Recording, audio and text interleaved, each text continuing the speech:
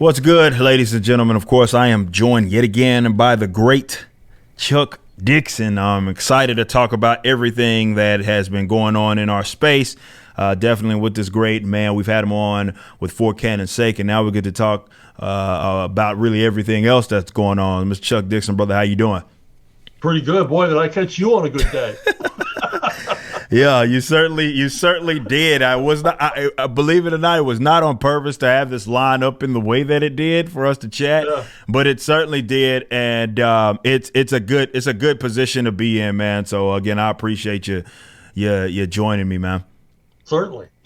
Absolutely. So I want to get right into just really everything. Let's just go ahead and just dive right in. So with you and with everything that you have seen kind of transpire, we talked a little bit about this on the last For Cannon's Sake episode. How are you feeling just in general? We'll get to your projects that you've been working on, but just in general about, okay, there are creatives, new and people that have been around for decades, that are kind of doing their own little thing here. What do you think about that in general and the comic scene, American comic book scene, and everything surrounding that? Well, I think it's great. The comic scene is more varied, nuanced, and vibrant than it's been in a long time. Ever since DC and Marvel became kind of indifferent to their audience, you've got a large underserved audience, which you found out yesterday. Oh man! And you got a lot of either unemployed or underemployed talent that are at the peak of their powers. Yeah. Plus all the new people wanting to come in and work in this medium. Yeah. And I think it's great. The state of comics overall with the regular publishers, it's pretty sad. But over on our end, the independent producers to create our own projects, we're crushing it. Yeah, and that's the way that I certainly feel about it. And this is recent campaign that certainly I had launched on, it just, man, it gave me so much perspective on the enthusiasm about everything that's going on, and it just accelerated kind of everything, man. So it made me certainly excited, and to know that certainly other people, definitely, to me, that's really important, because I know there's guys like yourself who a lot of books that I grew up with, those are kind of in my mind, and to have those types of creatives be in a position where they can, like, I don't know, do their own thing. It feels like it's thriving, it's an exciting scene, and all that.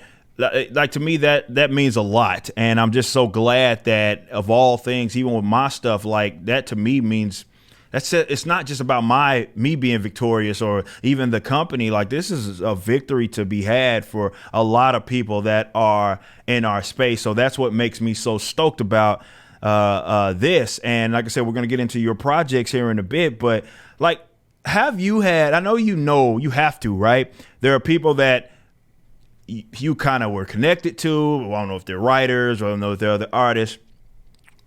Can you give us any sort of insight of those guys that are still kind of latching on? It's not about them getting a gig or two with the big guys, the Marvels, the DCs, but the guys that are still latching on to, okay, as a creative in the comic book space, that's what they need and what they have to have. How are they feeling? Do you think there's any, like, morale issues or anything among those people that are tied to those bigger entities, not movies and all that, like the actual comic book artists and writers? Like, have you had those conversations with other people?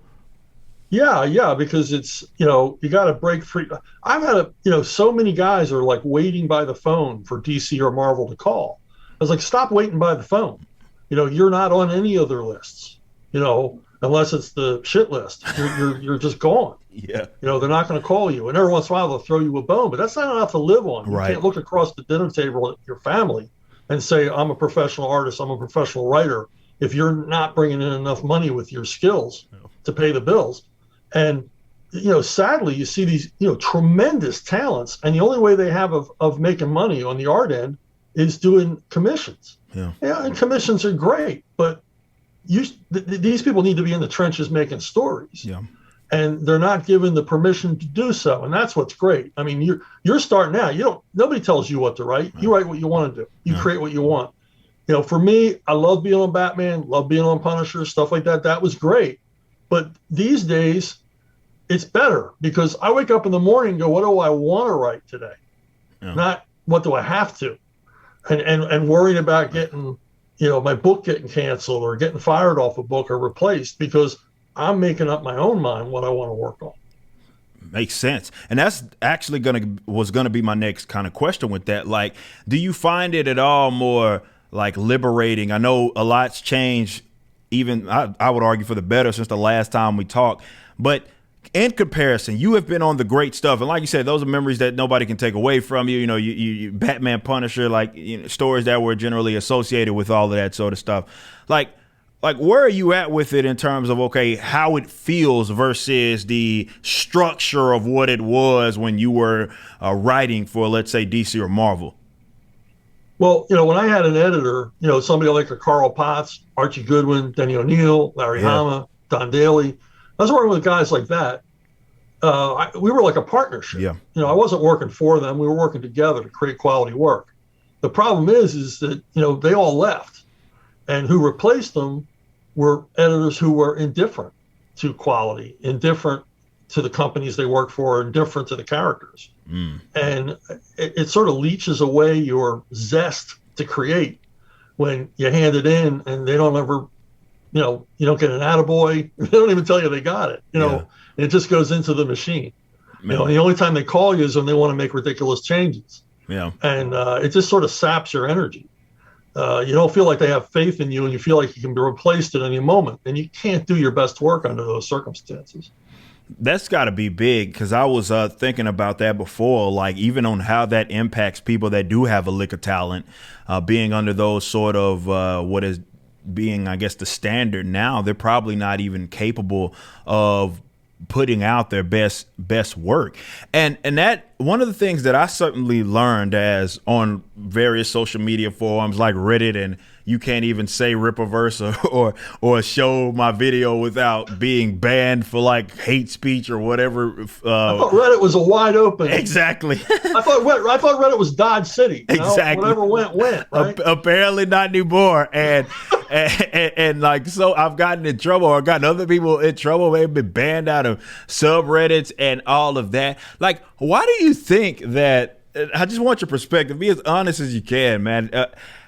So many people are like protective of that like old guard, because really that's what this is about. It's just that, oh wow, there's a guy that went out there with his own finances, did something great, and he's not attached to these guys. Even working with former DC Gabe El Taib and Cliff Richards, an incredible artists on this project, and being able to do something great basically without asking for their permission to do it. Why do you think there's so many folks, even like people that do comics, I've been surprised seeing the snide comments that they've made about me? I'm like, I'm not making an enemy out of anybody here. Like, what is all that about? Why do you think people are still so protective of that?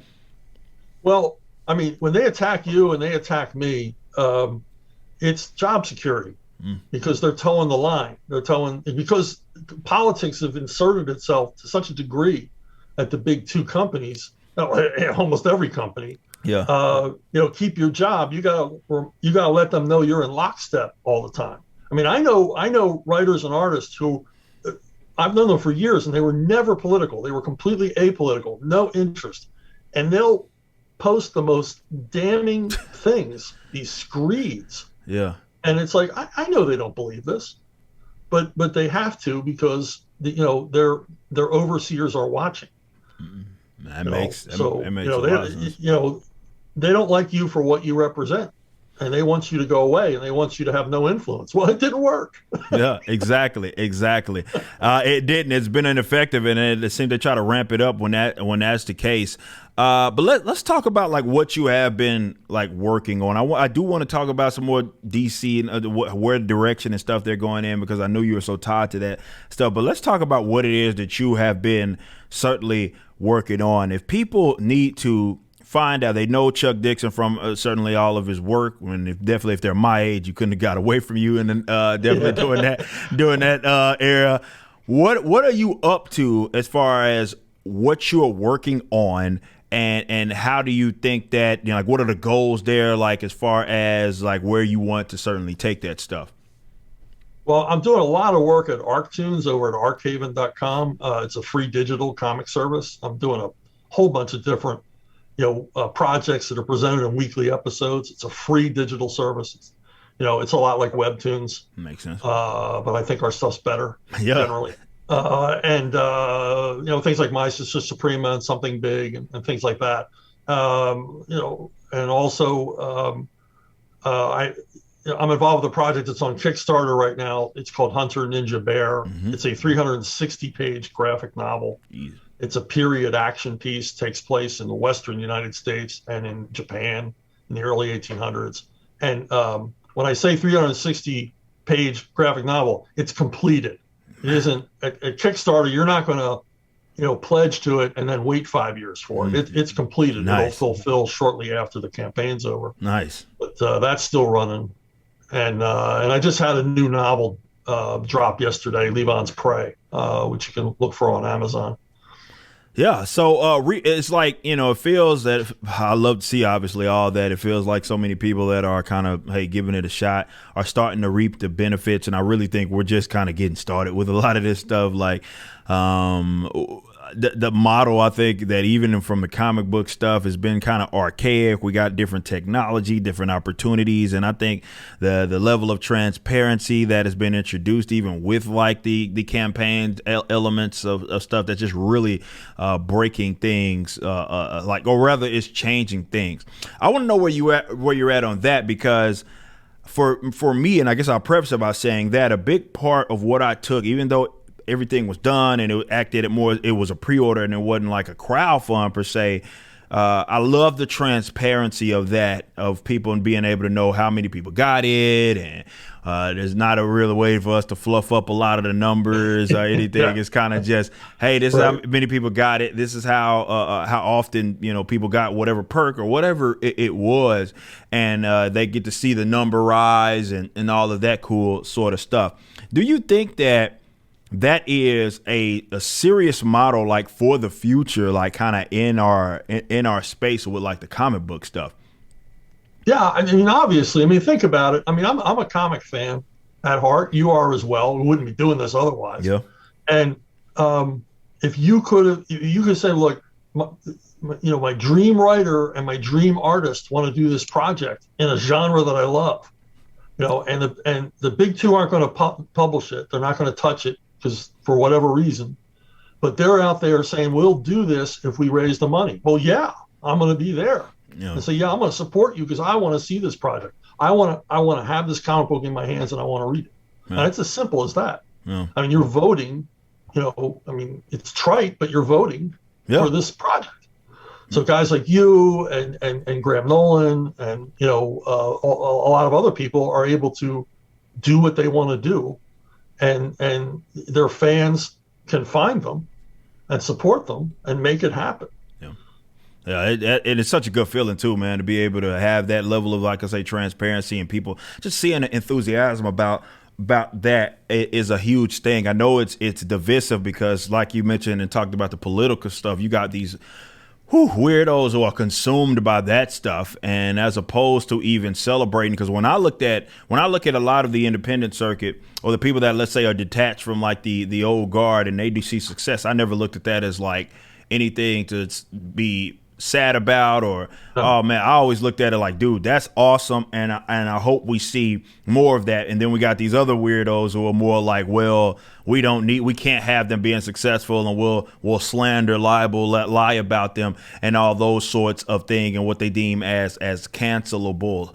Do you agree that this kind of opportunity has, because I think we're on the brink of like a creative renaissance in our genre. Maybe I'm overstating that, I don't know. But going to the fact that we have people that are able to do the work under conditions that seem to allow them to be as creative as they possibly can, while also reaping the benefits of that and not have to worry about that mob or whatever of people who come for them in the event that they do try to attach themselves to any like old guard stuff. Do you think that, or would you agree, and feel free to disagree, that this has the potential, or we are rather going into maybe a newer age of like a creative renaissance in comics?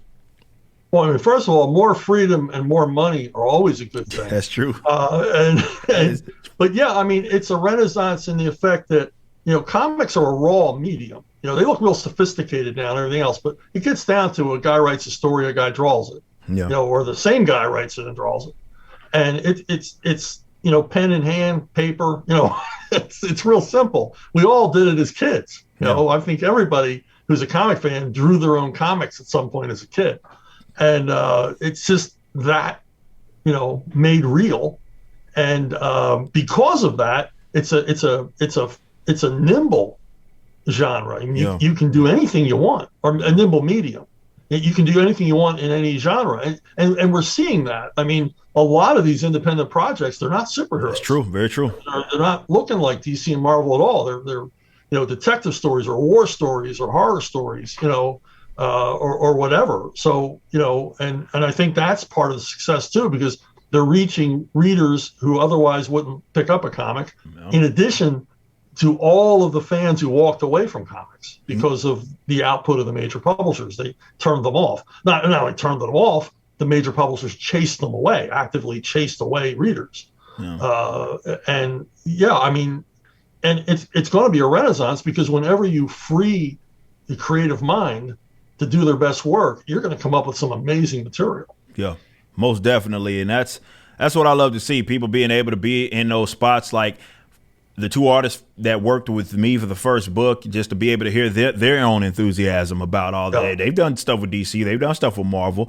and to hear their own enthusiasm about the stuff, they're like, dude, I want in. Like, I want in. What do I have to do to get in on this? So for me, that is so important to all of this.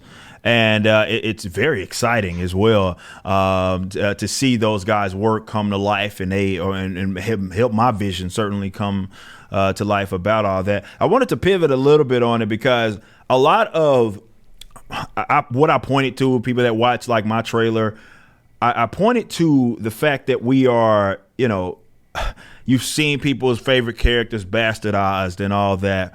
And, that's not really what I'm into or anything. I had to get you on to talk about this, and I'm glad I had remembered to do this, because a while back, this may have been like a month ago, if I'm not mistaken. I mean, you consider that a while. But some Access Media site covered this whole, like, Connor Hawk as being, like, asexual or something like that. And then what they did was try to say, oh, well, he's always been that, or it's been a cuss. Like, that's not the case. And then I remember them dropping you in there about that. And I was like, I told my audience as we were going through this article, I was like, man, we have to what I need to do is get Chuck on here to talk about that nonsense and and try to figure out, like, how he certainly feels about that. So what were your thoughts on that? I don't know if you saw the article itself, but I did see it. You did see it? What were your initial thoughts on that? Well, I mean, it was just stuff made up out of whole cloth. I mean, DC, they're looking to make headlines any way they can. They're looking to go viral any way they can. And the only two things they can think of is to alter an established character's sexuality or kill them. Yeah. It's like they don't have any other ideas to make the stories interesting. And trust me, that neither of those things make the story interesting. Yeah, true. Very true. And in the case of Connor Hawk, I've always had this problem with Connor Hawk, because people who didn't actually read the comics but only had a glancing knowledge or heard from somebody else what I was doing, got it all wrong. Connor Hawk wasn't created by me. I think it was Kelly Puckett created him along with Scott Peterson, and I inherited him. And if you don't know about Connor Hawk, he's Oliver Queen's, the original Green Arrow's illegitimate son. He was raised in a monastery in the Himalayas, all male monastery. And he comes out a young man, 19, 20, he has no experience with women. But the one thing he does know is that his dad was a major hound. Yeah. And he does not want to be that. Yeah. And he wants to be like his dad, as a hero, but he does not want that reputation as a serial womanizer. Plus, he's got no experience. And that's what I based it off of. This guy's kind of naive. Yeah. He's got a blind side about women. And that was it. And then immediately it was, well, he's gay because he doesn't have a girlfriend on day 2. I'm like, no, read the comic. Unbelievable. It's pretty obvious what's going on. And they kept talking about gay. And I had editors try to, we'll push the gay angle. And we can always walk back from it. We can always like have him experimenting and walk back from it. It's like, you don't walk back from that in continuity. Not at all. Not at all. The readers are never going to forget it. And from that point on, Connor Hawk's gay. And I said, no, I'm not doing it because that's not where any of us were going with this character from the beginning. But, this is the stuff that plagues you when you work on this stuff. Which is insane. And I'm like, that to me was bizarre, the part to read it, because you got this, of course, the article writer has their own individual agenda. I'm sure DC and them. I'm like, basically quote Chuck Dixon say, I never did that. And they're sitting there trying to like a gaslight and act like, okay, that's what happened. I'm like, dude, he's sitting there, you're quoting him. He's like, that's not what this is. Why y'all trying to take that angle? It goes to show how, and that's the sad part, how obsessed these guys are with that type of stuff, even though it's not even that necessarily important to this stuff. It's not going to, let's say, make that person more interesting or that character be more adopted. That's not how it works. It's not like, millions of asexual people are going to go, well, that character's for me. Exactly. It doesn't happen, but they are so hell-bent on pushing that stuff, and the sexuality stuff is heightened, and it's crazy that I don't know if it's spite or what. I'm like, man, why is it every Chuck Dixon character that Chuck Dixon wrote out before, between Tim Drake and all these other characters, like what is going on? Like, is it spite or what is it, like, that they're doing all this bizarre stuff? But it's just a different odd sort of bizarre era, because I quote you all the time on this when you call these guys comic book tourists, because I thought that was the perfect term to kind of describe these folks and their weirdness, and as far as all of their obsession or anything. But like with what they're doing and everything that we know they're not going to stop. Ironically enough, the colorist for ISOM issue 1 it kind of fell out with DC because of literally the same exact thing, sexuality nonsense with like Superman, and it tied in. Like, I got to talk to you about your colleagues again in the scene, not to dwell too much on that, but I want to know how that experience has been, because unfortunately, and I don't like to see this, Gabe, and big shout out to him, because he's he can obviously deal with it. It's not like this is a problem. Yeah, he's a happy warrior. Yeah, he's an absolute warrior. So he's fine. But to see like even people like that are the colleagues, or you think they're in the space, but they maybe want to do Marvel and DC, and their bitterness and how they are so ugly towards maybe creatives that have now detached themselves from that. Like, what have you experienced any of that sort of hatred, either be it behind the scenes or even publicly, from maybe people that you once respected that were in this scene? Well, I mean, I give everybody a lot of slack. I mean, you believe what you want to believe, but what I separated is, did you earn your beliefs? I mean, did your life experience and things that happened to you inform your opinions, or did you just learn them from somebody? And that's the thing. I mean, there's a lot of creative people that I don't agree with, but we still respect one another. Yeah. And we can argue politics and then be friends. Yeah. But there's this whole bitter new element. Yeah. I don't know where the hell these people came from, but they're angry all the time. Yeah. They're not happy unless they're unhappy, and they just go after anything that moves, anything that they think might, not follow their knee-jerk reaction. And I've never experienced it in person because I'm 6'3". So, yeah. Nobody's ever approached me in person and said, you're a terrible person, you're a fascist. Yeah. Exactly. But they very rarely approach me on social media anymore, because they're just not going to win the argument. And at the bottom, I don't care. So they can't get me upset because I just don't care. Yeah. But I'm sure there are websites devoted to trashing me. But, okay, have at it. I'm still a happy guy. Yeah. I'm still doing what I want to do, what I love, and you're not going to change that. And it's good that obviously you're doing that. That's awesome. But I know that frustrates the living hell out of them as well. That, oh man, we're trying to get get either under his skin or, through these various cancellation processes that have, it seems to happen in waves, where they go after other creatives that are out of space because they dared to have a political position that was different from theirs. And you got to kind of pledge allegiance. It's leftism, obviously, but you got to pledge allegiance to that. And it's like anything outside of that is a problem. I'm like, man. And then now y'all cancel each other. I'm like, man, yeah, that's not a way to me not only live, but talk about being unhappy. Like, right. These guys have to be freaking miserable, man. Like to have to live their lives like that, definitely under the fear that they might be the next person that gets the rug kind of pulled up from under them because of some opinion that they had. It could have been years ago. It could have been a decade ago. And then if the mob decide, well, hey, we're going to demonize him for that, then they'll get you. Like, that just has to be a miserable kind of existence. So I love to see that there's happiness among like people that are, good people that have done great work and all of that. I know that you're over that. You're over that kind of, hey, I'm doing my own thing right. there, which is admirable and all that. But do you get those calls anymore? Like, as far as do a lot of mainstream, even if it's not like Marvel DC, like maybe it's some of these other guys that have some sort of imprint. Do those guys hit you up about writing anything anymore? Or is it just straight up like we shutting them off?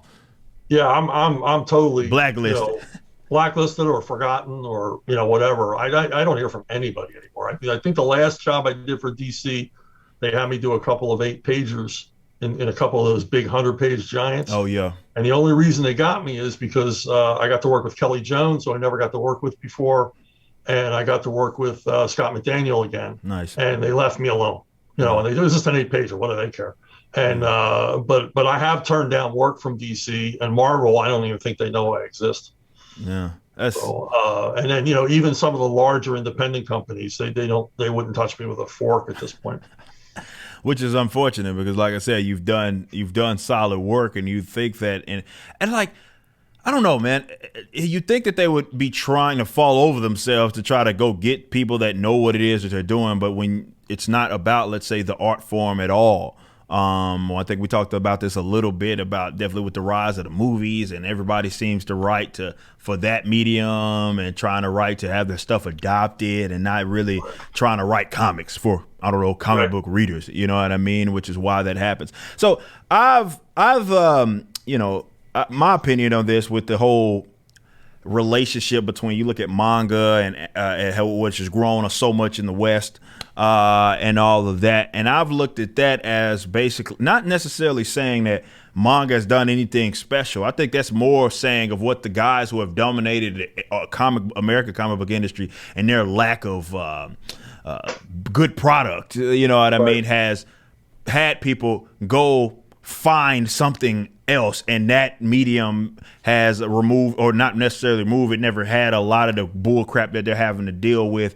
right now. Do you think that there will ever be a case where, even as much as it's dominated, like manga here, dominated on our side, do you think that there's an opportunity for us, even if it's not coming through the guys, bigger independent guys or Marvel or DC, for us to win those people back and have folks, we used to be, America used to be the exporter of entertainment, and now it's importing all the good stuff. It seems to be that's adopted by the most people is being imported. Do you think we could get to a point? Let's talk about our genre, like in comic books. Yeah, I think so. We can compete with manga. We can compete with manga. We can compete with European comics. We just have to be left to our own devices. I mean, manga succeeds because the variety of genres. Yeah. There's literally a manga for almost any interest. And also the level of craft is consistent. And you don't see that in regular output comics today. The level of craft is miserable for the most part. But manga is, the creators are obviously still passionate about the work. And it's also all creator driven. Yeah. There's no manga editor saying, do a story about this, do a story about that. It's guys trying out. It's a comic book version of American Idol every day in Japan. Yeah. I'm going to do this, and if I get it published and it succeeds, they'll ask me to do more. And here we're doing the same thing, except we're presenting it directly to the public. And I think American comic book creators can compete with anybody. We created the medium. Yeah, exactly. This is the home of the medium of comics. So yeah, I mean, guys, like I said, there's so many guys who are unemployed or underemployed or sitting in front of the TV doing commissions right now who are at the peak of their abilities, and no one hires them. But in opportunities like you're offering them and other crowdfunding guys are offering them, they'll have a whole new career. Yeah. And that's what I love about it, man, because, I even reached out to Cliff. I was like, because I didn't know how he was going to feel about it. You know what I mean? Because Cliff, he just wants to draw, man. Like, that's just how he is. He just wants to freaking draw. And I reached out to him. It's like, hey, man, I know you seen this has been popping off. Everybody loves your work, but, man, I know you see these haters. I reassured him, like, dude, you always got business with me. You know what I mean? You always got money that you can be made for any project with me. And, we're gonna ensure that, you do great things with us. And to hear that enthusiasm from him, you know what I mean, and that reassurance from him, I know that I'm going to get the best work out of him for future projects while we're working on ISOM too. And I think that's just better conditions. These are talented people, and you mentioned it, they're at the peak of their abilities, and we should be allowed to let them flourish instead of feeling like they have to kind of look over their shoulder, because who knows, they might be without a job. Certainly tomorrow. So I love certainly that. And I agree with you, just to reiterate that we can get on the other side of that. So I want you to just, want to spend the last half of this chat really talking about your stuff. If you can like pitch the work that people are, you got a few projects that I know you're working on, the free stuff, but the work that people can go, I want to get these cats some money. Where go pitch us. I want you to pitch like whichever projects that are out there, but pitch those to the audience and let them know what those stories are about and kind of what everything kind of that entails. Well, I mean, I've got like I said, I got Hunter Ninja Bear, big project. Mel Ruby on art, Rob Hunter on inks, Ivan Nunez on colors. Big period action adventure drama. With hunters, ninjas, and bears, I also write novels. I never set out to be a novelist because I'm a comic writer, but I've just yesterday my 11th Levon Cade novel got released. Okay, and I've got my Bad Time series. It's sci-fi, time travel, military action stuff. So I got a lot of novels out there for them to pick and choose from, and I benefit from all of that. Okay. And just from a purely mercenary standpoint, I have a Subscribe Star account under the name Chuck Dixon. If anybody wants to go there, subscribe, and you get some goodies every month. Nice. But I'm trying to think. I'm working on so many projects that I can't talk about yet. Yeah. And I've got I got some jaw droppers. I swear, I'm not a hyperbole guy. Yeah. I got 2 projects coming out shortly, and they're jaw droppers. They're like, what the hell did you do? That. And then I'm also involved with founding a new company. It's a multimedia company with another comic creator and a number of very, very, very smart tech people and entertainment people. Okay. But it's early days. I can't talk about it. Yeah. Got to keep it close to the chest, man. I certainly feel you on that. All right, this is the last thing that I'm going to ask, and I'm going to keep it. Whatever you say in response to this, I'm going to keep it. So be as honest as you can about this. If any event that stars align, I know you're a busy man, but any event that Rippaverse wanted Chuck Dixon to write a story with us, how realistic can we make that happen? You got my email. Look, I work way ahead of schedule. I always have all my life. And even though I'm really busy all the time, I've always got room in my schedule. And, if you come to me, and you got an idea of something you want done and everything else, and I feel like I could contribute, I never say yes to a job I know I'm going to half-ass. Yeah. I always say yes to jobs. I love that. Especially now. No. Because I don't have to, that I feel enthusiastic about. But I just want to support what you're doing. I'm so happy for you. Thank you, man. I'm happy for anybody who succeeds in this arena. I'm too freaking lazy to do a crowdfunder. but anybody can do it. It's awesome. You are doing the Lord's work and keeping comics alive. Thank you, man. And if you felt someday that you wanted me to contribute to that, yeah, you know how to get a hold of me. Man, I do, man, and that would be huge for me. Like, I want to say this while I got you, like, just because again, your stories were what I grew up reading. That would be huge as far as meaningful for me if I could sort of make that happen. I know the audience is going to ask a million questions in that regard, so I had to ask you if that was realistically something that we could pull off, because I know you knock it out the park. If we could make something work and make the stars align, it's something that I would love for you to certainly be a part of. And like I said, just considering those stories and all of which I've grown up on. Well, again, Chuck, man, I appreciate you joining us. I'm trying to make this a lot more regular, which is why I was kind of like, all right, let's go ahead and do this.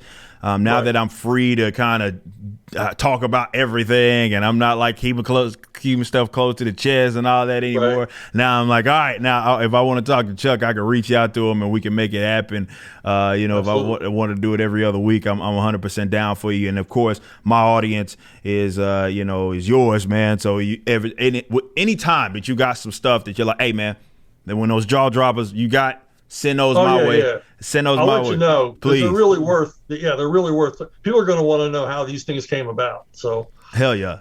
Hell yeah. Well, we'll for sure have you back on again, Chuck. Appreciate you so much. I love what it is that you're doing, and man, just keep at it. I love to see that, despite the cancellations, despite all this nonsense, Chuck Dixon said, I'm gonna do my own thing and y'all can't stop me. So I appreciate you so much, man. I love talking to you. So we're good. Absolutely.